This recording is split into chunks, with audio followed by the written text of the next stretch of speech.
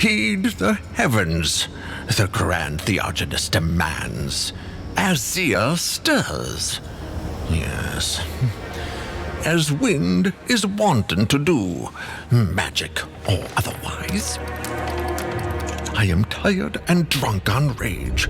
My eyes seek to make a fool of me.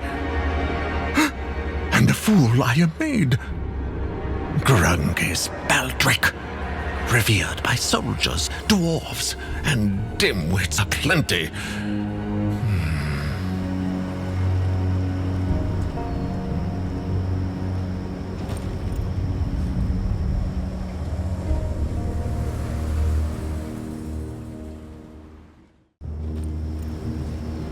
Heed the heavens, heed the heavens, heed the heavens.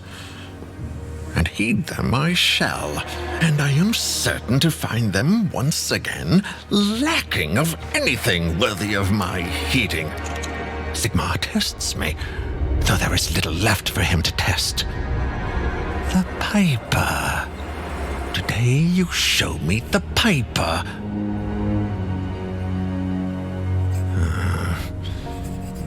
We shan't see the third constellation tomorrow. I'm sure of it.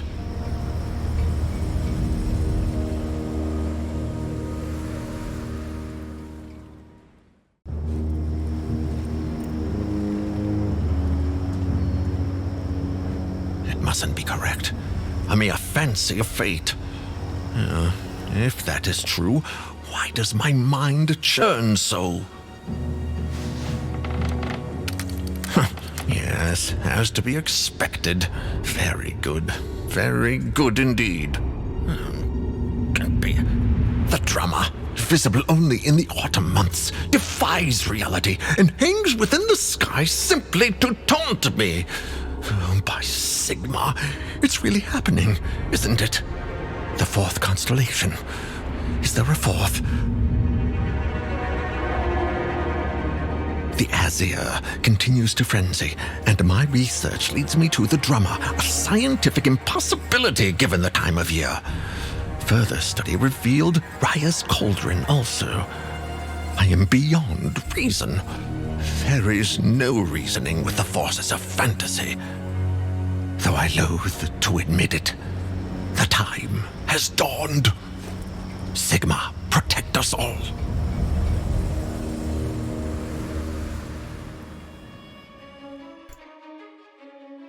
Teaser number 3 has arrived, much to the woe of the Magister, and this one contains not just our longest yet, but more information than in the first two. In my continuation of showing the teasers all together, we are getting a more definite view of the story, and it's cementing my idea that this is indeed content for Total War Warhammer 3.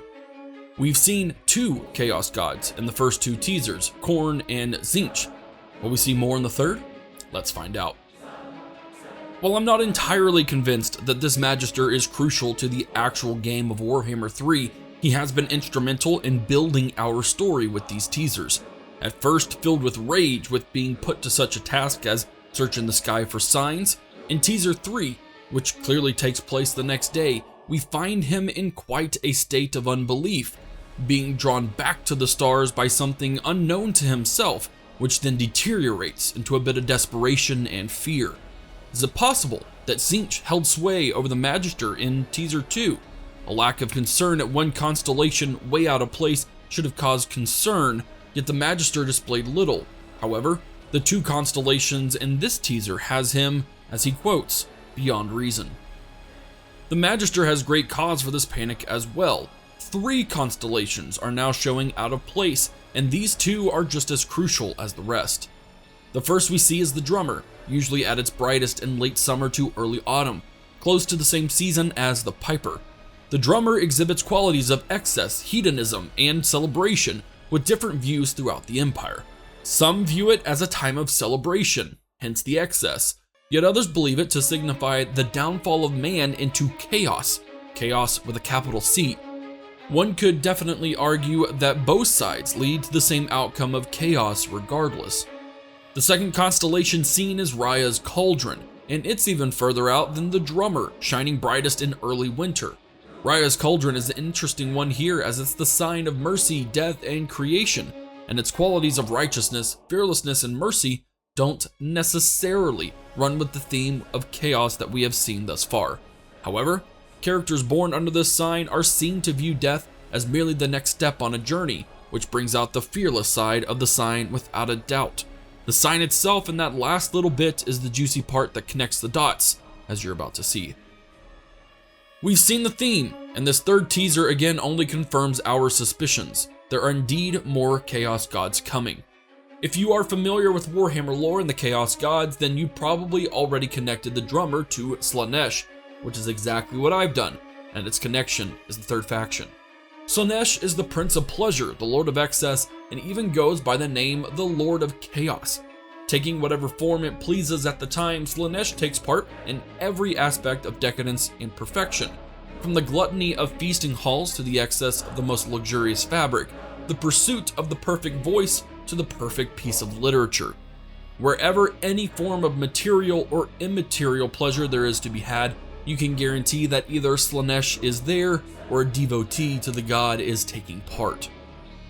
Interestingly enough, Slaanesh's rival brother is Khorne, our first suspected faction. Their rivalry stems from their innate nature. Khorne cannot stand anything but constant slaughter, while Slaanesh revels in pleasures. Any confrontations in the mortal realm between cults can go either way. Khorne is stronger, with the goal being simply death and blood. Yet, Slaanesh's influence can lead Khorne's followers astray, turning that slaughter into a decadent desire, leading those men to his side through a bit of trickery.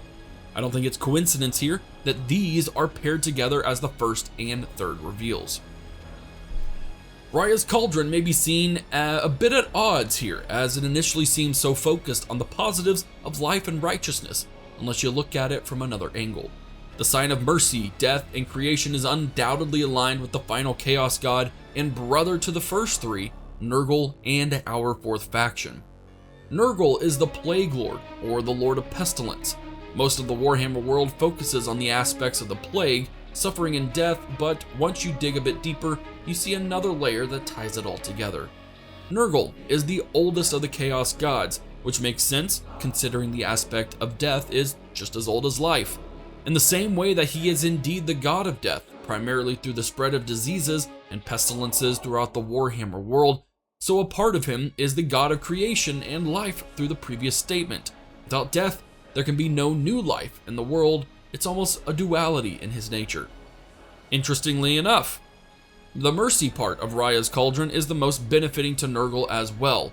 While he infects the populations with horrific poxes that cause pain and suffering, he also is intrinsically interested in his followers, showing them a rather uncommon love, admiration, and faith on those who greatly follow in his footsteps.